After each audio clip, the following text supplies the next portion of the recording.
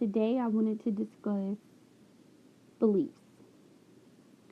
That could be any beliefs, like religion, spirituality, whatever like, whatever beliefs are out there.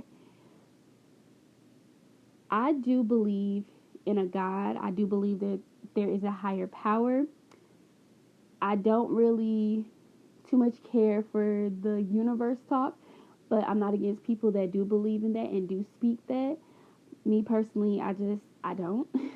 But I have come to learn and believe in manifestation simply because I have unknowingly manifested things in my life recently. And I've always been big on, like, I used to always see like YouTube videos or people online talking about like manifestation and how to manifest your dream job and how to manifest um X amount of dollars or how to manifest your dream car and blah blah blah. And I honestly never used to believe in manifestation. I'm like, so what is this, like a alternative to praying? Like, what is it? And I honestly truly did not, I just didn't believe in it. I'm just like just say you what? Like I think what it was, I didn't understand manifestation, and I didn't take the time to understand it because I just simply dismissed it and wrote it off as, oh my god, these are just people playing mind games with themselves. Like, just say you worked hard for something and it came. Like, you got the result that you wanted. It came from hard work. You didn't manifest anything. That's honestly how I looked at it. But I had always heard the term, about how your words have power, about how you can speak things into existence. And I didn't realize that those quotes, which I just looked at them as like encouraging quotes, uplifting quotes, I didn't realize those were actually, to me, I felt like they stemmed from manifestation. Because essentially that's what you're doing when you're manifesting something. You're speaking it into existence.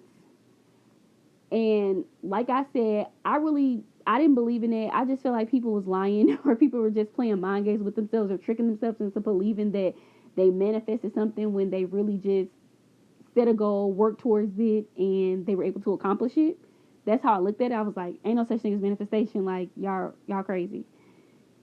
But I noticed, so like last year, I always said I now have 2 kids. At the time, my daughter was like 2.5 years old. And I always said I wanted my kids to be 4 years apart.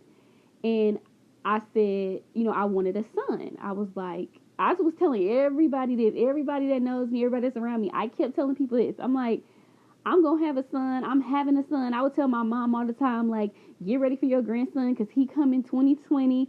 Like, and people would just laugh it off at me too. But I'm in my mind, I'm like literally saying this every single day, or I'm mentioning something about it. And it got to the point where my daughter was getting ready to turn 3. And I was just thinking, I'm like, okay, my daughter, I'm coming up on year 4. I had my daughter at 24. I'm getting ready to be 28 in a couple of months. It would be perfect. I was like, it would be perfect if I could have my son like right after I turned 28. So I could have one kid at 24, one kid at 28. And I was like, you know what? After my 28th birthday, I'm going to find a sperm donor. I'm going to go look into the process of not IVF, IUI. I was like, I'm going to look in the process of IUI locally, and I'm having me a son next year. This was me saying this in 2019. I'm like, I'm having me a son next year. Like, it's a boy, 2020. And I said June 2020, I either was going to get pregnant. I was going to get pregnant with a boy. I was like, June 2020, I was going to get pregnant with a boy. Because I really wanted to have a child that was born the same month as me. My daughter originally was due in March. She would have been born like a week or two before my birthday. And I wanted the possibility of having my next child be the same zodiac sign as me and born like either, if not on my birthday, then right around my birthday or right after my birthday. But I really wanted that. So I'm like, I got to get pregnant in like June so I can have this baby in March. So that I was literally looking up the entire process of IUI, like what all I had to do health-wise, physically, everything. I was looking at the cost, and I had found my sperm donor, And I was ready. I'm like, yep. After my 28th birthday, I planned this big trip to California. And I was like, after I come back, I'm going to start the process of IUI. So I kept saying this. I mean, every day I kept saying this. Then I started looking up like big sister, like baby announcements for siblings. So I'm looking up shirts and little tutu sets and baby announcements for my daughter that says like big sister to be 2020 or little brother on the way. Like it was crazy. I was like subtly doing this stuff, intentionally and subtly doing this stuff. And then literally in, I want to say August, I was at work one day playing in the computer lab, and I like literally made a baby registry. I made a baby registry for a little boy because in my mind, in my heart, in my soul, in my spirit, I knew when I got pregnant I was having a son. It was no doubt in my mind about it. I'm like, I'm not having another little girl. I'm having a boy. I'm having a son. So I literally created a baby registry. Now I privated it. Couldn't nobody see it, but I made a baby registry, and I was adding stuff for little boys on there, like for real. I mean, I almost thought I was started like getting crazy or something. I'm like, why am I making this baby registry? Like, it's not even time for all this. But I'm an over preparer. I'm somebody that I like to plan things in advance. I like to be as prepared as I physically can be. So I was starting to add stuff for the baby on there, like just every couple times. Now I wasn't gonna get too delusional and start buying stuff, but I ain't gonna lie, I was looking at like baby buy videos and just thinking of little stuff I could start getting, aside from what I already had to hand down from my daughter, because I bought a lot of gender neutral things when I had my daughter. Like in my mind, I already knew I was gonna have a son next, so I was like, I gotta make sure everything I buy her is like black or white or it's just a gender neutral color, because my next baby gonna be a boy. So in October, I ended up taking my daughter to Pennsylvania and New York City for her third birthday. And I remember the whole time I'm out there, I'm like, I had took her to a place called Sesame Place in Pennsylvania, and I was like, oh my gosh, like, I can't wait to have a son, and I can't wait, like, next year we gonna be back here with your little brother. I mean, I'm talking like this is legit. Like, I'm pregnant, I already know it's a boy right now. And I'm not pregnant at all at this point. And I remember just driving back from New York City back home, and the whole time I'm like, oh my God, I can't wait till like next year when I have both my kids with me. I really was speaking this. I was just speaking so much life into this. And I ended up getting back from New York City, and the following month, lo and behold, I found out I was pregnant. And it was not planned or anything, but I'm talking about, I knew as soon as I found I was pregnant, I was like, this is my son. This is a little boy. Like, this is the baby that I've been talking about. I was like, it didn't happen necessarily in the timeline that I wanted it to happen, but I know for a fact it's a boy. So I'm going through the pregnancy, and I'm just in my mind, like, everybody telling me, girl, like, well, not everybody. Some people were just like, girl, you having another little girl. That's going to be a girl, blah, blah, blah. Even the dad was like, I don't know. I think it's going to be a girl. I don't think it's going to be no boy. And I'm like, boy, please, this is going to be a boy. This is my son. I already know. So, of course, I found I was pregnant in November. In January, I found out I was having a boy. I'm telling y'all, I'm sitting here like, I'm thinking in my mind, like, you gotta be shitting me. Like, this is straight my son for real, for real. Like, this is my son for real. And it's so crazy because then I ended up finding out, although I was due in July, I had to have a scheduled C-section. He was going to be born June 2020. It blew me. I'm like, is this for real? Because I initially said I wanted to get pregnant with a boy in June 2020. And here I am. I'm going to have my baby boy in June 2020. Like, this is crazy. So that was the first thing that I manifested. I unknowingly, because I wasn't doing this intentionally, like, oh, I'm going to manifest the baby. I was just kept speaking on it. And it happened. It didn't happen the way I wanted it to happen, the way I thought it was going to happen, but it happened. I got the end result that I wanted. And the next thing, a car. So I've been in the process of moving out of state. And I just kept saying, at this time, I had a car that I was financing. And I was like, oh my God, I was like, one, I need a bigger car. I need a van because my daughter is special needs. I'm not sure what her mobility going to be like. We need bigger space. She has all this equipment.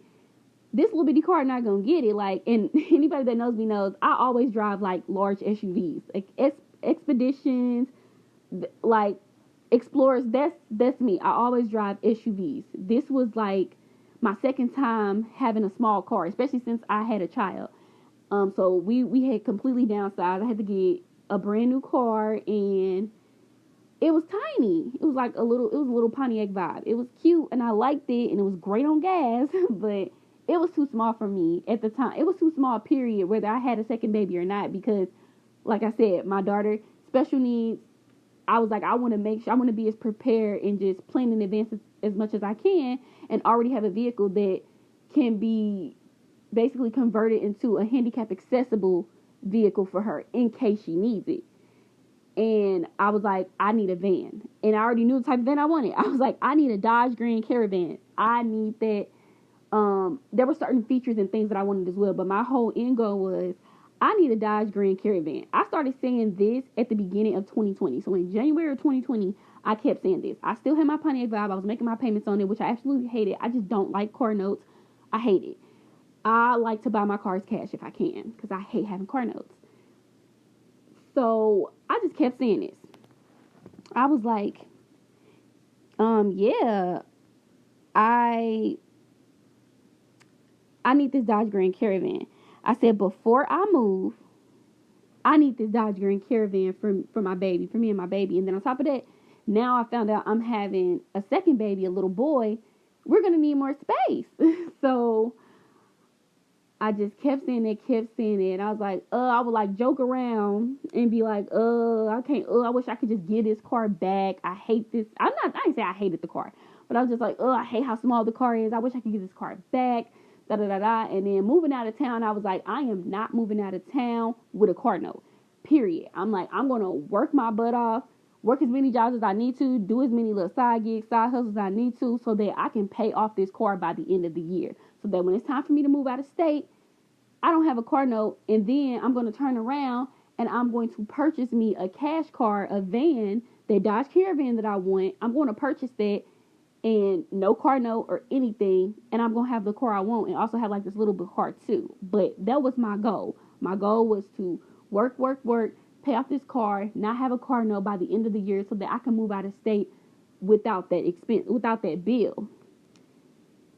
So I kept saying this all of January, all of February.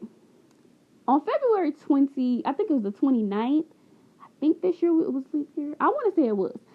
On February 28th, I'm taking my daughter to her aquatic therapy appointment, as always, traveling the same way, everything, nice sunny day.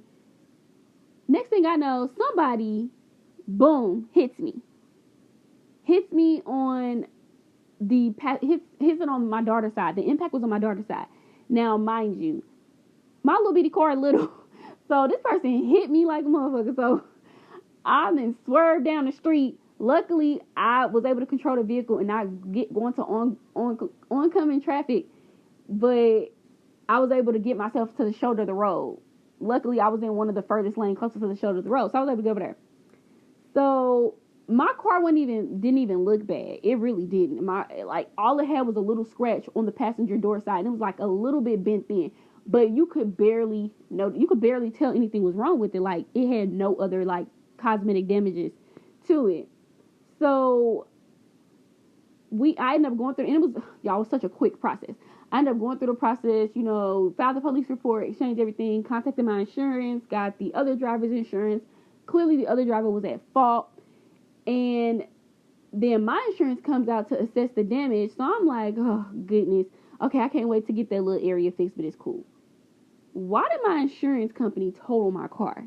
And I'm like, I'm sitting here like, why? First of all, this car it's not even messed up. Like, why is it, like, it's like a little scratch and a little bitty dent.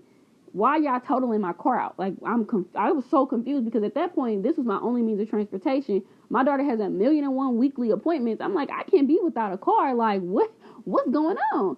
So luckily, like, the insurance company moved quick.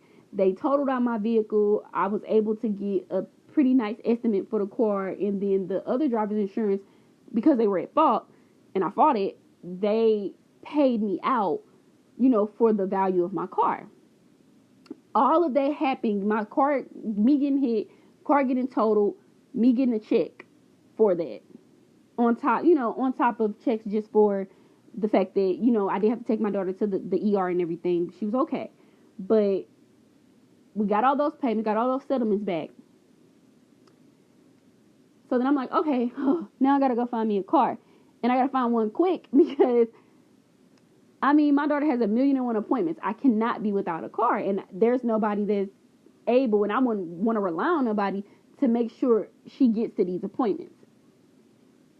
So I want to say not even 2 days later, tell me why I bought a pretty newer model Dodge Grand Caravan, cash, no car note.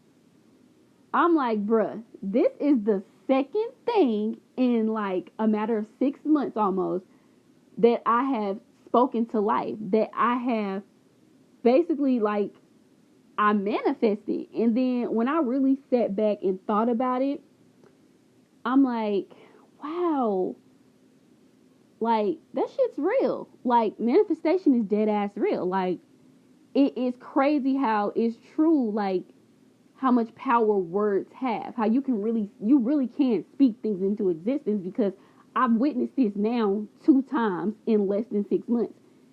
And this is my first time ever, like, really speaking life into something consistently, until the point where it actually comes about. Now, not everything I put work in, but I'm like, it did not happen how I wanted it to happen. I didn't want to get, I wasn't planning to get pregnant when I got pregnant, but it gave me the end result I wanted. It gave me exactly what I wanted, exactly what I asked for, which was a little boy. I didn't want to get into a car accident with the impact being on my baby's side, but it gave me the end result that I wanted, which was a paid off Dodge Grand Caravan, exactly like I asked for. So I'm like, this is crazy. So I ended up just really sitting back, and I'm like, okay, so yeah, manifestation is definitely real. But it still goes in line with what it states in the Bible, which is, faith without work is dead. Because at the end of the day, even though like the whole accident thing wasn't intentional, I didn't go out wanting somebody to hit me. It happened to happen. But I really didn't go out to get pregnant either, but it happened. Clearly I wasn't doing what you're supposed to do to try to prevent it, but at the same time I wasn't planning it. But still, the fact remains that all of these things came about, and it was things that I kept speaking into existence. And it didn't happen how I planned for it to happen or how I wanted it to happen, but it gave me exactly what I wanted in the end. And to me, that's manifestation. Like I manifested these things that I wanted in my life. So then that's when I really started to take seriously the things that I let come out of my mouth. And I really started to take seriously about immediately correcting myself when I have negative thoughts, when I say negative things, when I say discouraging things, when I question things, or feel like, I try to be, I don't want to say optimistic. I think it's pessimistic or something like that. I stopped myself from always having a negative outlook, or always thinking negative, or always just tearing myself down mentally about what I feel like I can and can't accomplish. And I stopped allowing myself to become overwhelmed in my thoughts, or feeling like, well, this is what I wanted to do, or this is what I want to have, but it's not going how I want it to go, so I guess it's not meant for me. No.